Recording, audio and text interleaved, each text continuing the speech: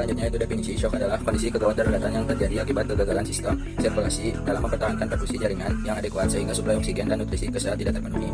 Shock diklasifikasikan menjadi beberapa jenis, yaitu shock hipovolemik, hemoragik, dan kardiogenik, obstruktif, dan distributif. Shock hipovolemik merupakan jenis shock yang disebabkan oleh kehilangan cairan atau darah secara cepat sehingga volume intravaskular menurun. Penurunan ini menyebabkan berkurangnya preload yang kemudian menurunkan struk volume dan curah jantung atau CO. Akibatnya terjadi penurunan perfusi jaringan yang dapat berujung pada disfungsi hingga kegagalan organ bila tidak segera ditangani. Baik, selanjutnya patofisiologi. Secara patofisiologis, shock ditandai oleh gangguan hemodinamik yang menyebabkan ketidakseimbangan antara kebutuhan dan suplai oksigen jaringan.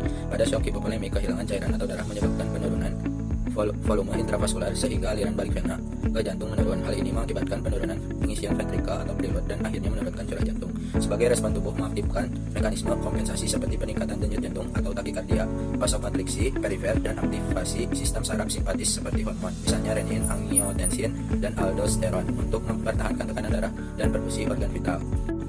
Namun, jika kehilangan volume terus berlanjut, mekanisme kompensasi akan gagal. Akibatnya, perfusi jaringan semakin menurun, terjadi hipoksia sel, metabolisme anaerob meningkat, dan produksi asam laktat bertambah yang dapat menyebabkan asidosis metabolik. Kondisi ini akan memperburuk fungsi organ dan dapat berujung pada kegagalan multi organ. Secara klinis, tanda yang muncul meliputi takikardia, takipne, nadi lemah, kulit pucat dan dingin, pengisian kapiler lambat, penurunan tekanan darah pada tahap lanjut, serta penurunan produksi urin sebagai tanda perfusi ginjal yang menurun. Di sini ada etiologi shock hipovolemik. Nah, shock hipovolemik ini terjadi karena kehilangan cairan atau darah secara berlebihan, seperti perdarahan, muntah, diare, luka bakar, dan keringat berlebih yang menyebabkan penurunan volume darah, gangguan sirkulasi, dan berkurangnya suplai oksigen ke jaringan. Selanjutnya ada manifestasi klinis. Nah, manifestasi klinis shock hipovolemik ini muncul akibat terganggunya sirkulasi darah. Tanda yang sering terlihat yaitu kulit pucat dan dingin karena vasokonstriksi serta denyut nadi cepat sebagai upaya kompensasi, namun bisa menjadi lemah jika kondisi memburuk. Pasien juga dapat mengalami pusing dan merasa lemah akibat kurangnya aliran darah ke otak dan otot. Selain itu, terjadi penurunan produksi urin atau oliguri hingga anuria sebagai tanda gangguan perfusi ginjal. Nah, tekanan darah menurun atau hipotensi menjadi gejala utama meskipun tubuh masih berusaha mempertahankan aliran darah ke organ vital seperti otak selama tekanan belum turun terlalu rendah. Klasifikasi shock hipovolemik. Shock hipovolemik dibagi menjadi 4 derajat berdasarkan jumlah kehilangan darah. Derajat 1, kurang dari 15%, tubuh masih mampu kompensasi tanda vital normal. Pasien mungkin sedikit cemas. Derajat 2, 15-30%, mulai terjadi takikardia, penurunan tekanan darah, napas meningkat, dan kecemasan bertambah. Ada derajat 3, 30-40%, kondisi makin berat, nadi lebih dari 120 kali per menit, napas lebih 30 kali per menit. Tekanan darah menurun signifikan, pengisian kapiler sangat lambat. Derajat 4, 40%, kondisi kritis, nadi sangat cepat dan lambat. Tidak teraba, hipotensi berat, penurunan kesadaran, dan gejala semakin memburuk. Selanjutnya, penata laksanaan. Yang pertama, monitor tekanan darah, nadi, nafas, dan saturasi oksigen. Yang kedua, jangan beri minum jika mual. Yang kedua, jangan beri minum jika tidak sadar, mual, muntah. Yang ketiga, posisikan terlentang, kaki sedikit ke atas. Yang ketiga, posisi terlentang, kaki sedikit ditinggikan. Yang keempat, hentikan sumber pendarahan. Yang kelima, jaga jalan nafas dan juga beri oksigen. Yang keenam, pantau tanda-tanda vital dan output cairan. Yang terakhir yaitu periksa hemoglobin, elektrolit, dan juga analisis tes darah. Selanjutnya ada farmakologi dan terapi diet. Yang pertama, berikan cairan intravena cepat yaitu RL atau NaCl 0,9%. Yang kedua yaitu transfusi darah. Yang ketiga yaitu vasopresor yaitu norepinefrin, dopamin jika di hipotensi refrakter. Yang keempat, antibiotik bila infeksi. Yang kelima, diet tinggi kalori, protein, mudah dicerna, dan cukup cairan. Selanjutnya itu asuhan keperawatan pada pasien Nyonya I usia 59 tahun dengan berat badan 50 kg. Alasan masuk IGD karena penurunan kesadaran. Diagnosa penurunan kesadaran dengan shock hipovolemik. Tingkat kesadaran sopor E1M2 V2, pernapasan takipne, respirasi 30 kali per menit, bunyi nafas vesikuler, SpO2 100% dengan alat bantu pernapasan non-vibratif mas 10 liter per menit, CRT lebih dari 3 detik, kulit pucat, tekanan darah 87/56 mmHg, nadi teraba lemah, nadi 114 kali per menit, akral perifer dingin, riwayat kesehatan masa lalu keluarga mengatakan pasien mempunyai riwayat penyakit diabetes mellitus sejak 2 tahun yang lalu. Berdasarkan wawancara kepada keluarga, pasien tidak mau makan dan minum sejak 2 hari sebelum masuk rumah sakit. Hasil EKG prematur atrial contraction, prolongation, STT abnormality. Selanjutnya yaitu pengkajian primary survey dengan menggunakan metode ABCDE. Yang pertama yaitu airway atau jalan napas. Pada pengkajian airway, pasien dalam kondisi penurunan kesadaran dengan GCS E1M2V2 atau sopor. Kondisi ini beresiko menyebabkan obstruksi jalan napas karena refleks proteksi menurun. Oleh karena itu, tindakan yang dilakukan adalah memastikan jalan napas tetap paten dan pasien diberikan oksigen menggunakan non-rebreathing mask 10 liter per menit. Lalu yang kedua yaitu breathing atau pernapasan. Pada aspek breathing, ditemukan frekuensi napas 30 kali per menit yang menunjukkan tachypnea dengan pola napas cepat dan dangkal. Meskipun SpO2 menunjukkan 100%, hal ini karena pasien sudah menggunakan bantuan oksigen. Bunyi napas vesikuler menandakan tidak ada gangguan tambahan pada paru. Tachypnea ini merupakan mekanisme kompensasi tubuh akibat kekurangan oksigen ke jaringan. Lalu yang selanjutnya yaitu circulation atau sirkulasi. Pada sirkulasi ditemukan tekanan darah 87/56 mmHg yang menunjukkan hipotensi, serta nadi 114 kali per menit yang cepat dan lemah. CRT lebih dari 3 detik, kulit tampak pucat dan dingin, serta akral dingin yang menunjukkan perfusi jaringan tidak adekuat. Selain itu, pasien juga mengalami oliguria yang menandakan penurunan perfusi ginjal. Data ini mengarah kuat pada kondisi shock hipovolemic. Lalu yang selanjutnya itu disability atau neurologis. Pada aspek neurologis, pasien mengalami penurunan kesadaran dengan GCS E1M2V2 yang termasuk kondisi SOFOR. Hal ini menunjukkan adanya penurunan perfusi ke otak akibat kondisi shock.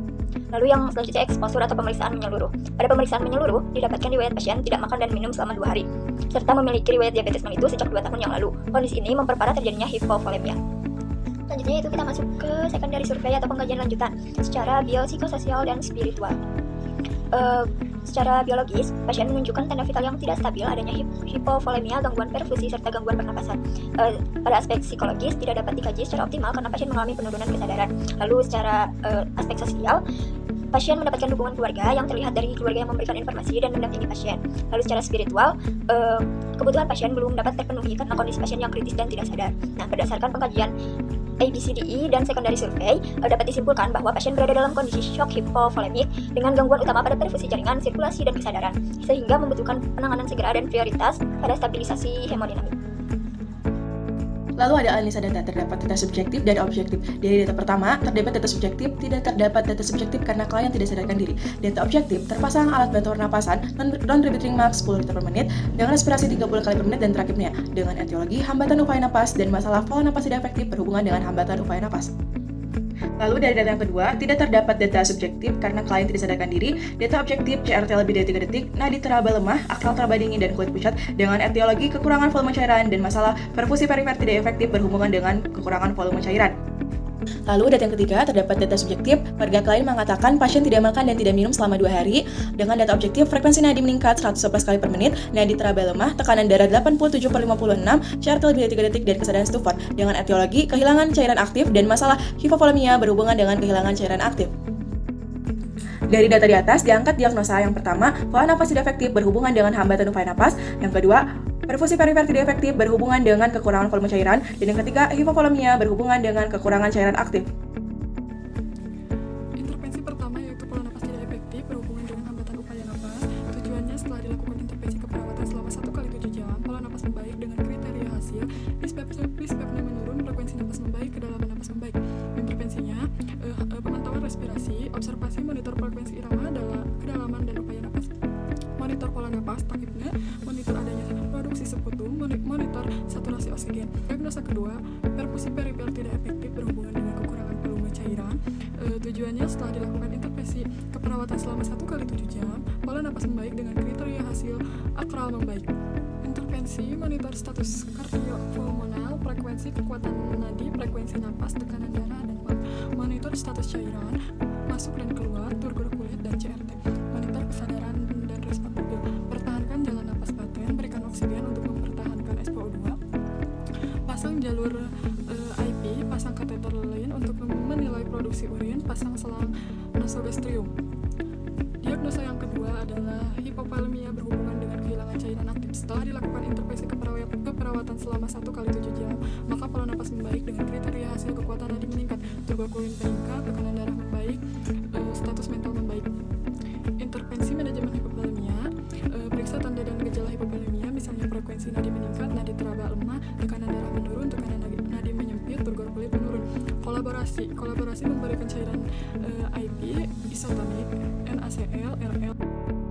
Selanjutnya implementasi. Diagnosa pertama, pola napas tidak efektif berhubungan dengan hambatan upaya napas. Implementasinya memonitor frekuensi irama, kedalaman, dan upaya napas. Didapatkan hasil R, frekuensi napas respirasi 30 kali per menit, monitor pola napas, R-nya pola tachypnea, memonitor saturasi oksigen 100% dengan terpasang non-rebreathing max 10 lpm. Diagnosa kedua, perfusi perifer tidak efektif berhubungan dengan kekurangan volume cairan.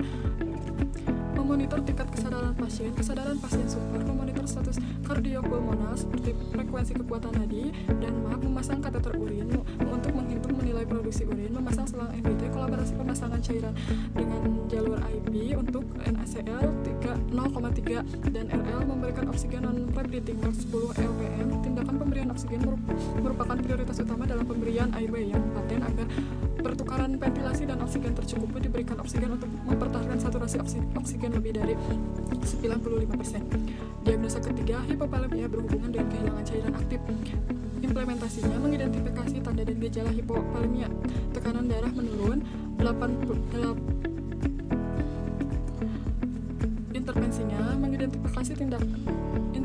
mengidentifikasi tanda dan gejala hipovolemia. Tekanan darah menurun 87/57 mmHg, membran mukosa kering, dan kesadaran pasien support. Implementasi selanjutnya mengkolaborasi pemberian cairan Renjelaktak 2000 cc dan NaCl 0,3 500 cc per 24 jam.